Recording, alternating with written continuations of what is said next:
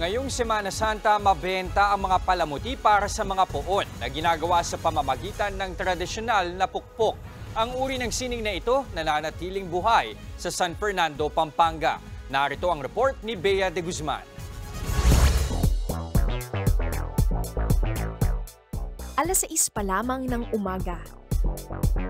Rumaratsada na sa paggawa ng mga disenyo para sa poon ang 26 na taong gulang na si Juan Miguel Azares Ramirez.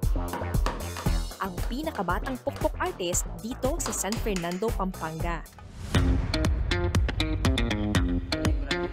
Gamit ang martilyo at sinsil, paulit-ulit na pinupukpok ni Miguel ang tanso, ginto o pila para maiukit ang kanyang sariling disenyo. Repoussé o metal sculpture ang tawag dito. Sa Pilipinas, tinatawag itong pukpok art.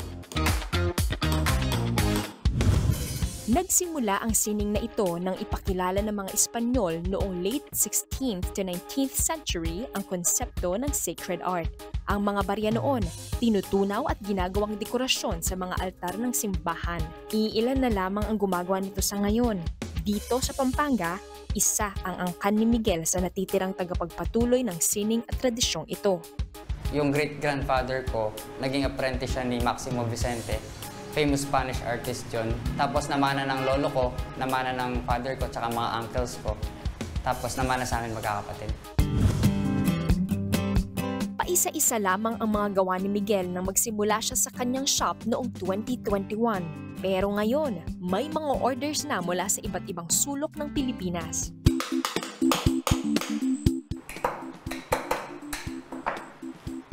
Okay, so ito na yung stabbed heart ng the Blessed Virgin Mary. Ito yung pinakamabenta kapag ganitong Semana Santa ayon kay Miguel.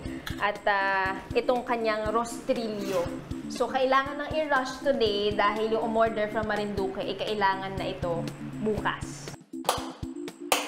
Pagkatapos ng detailing, hihinangin ito ni Miguel sa apoy, tsaka huhugasan para malinisan hanggang sa kuminang.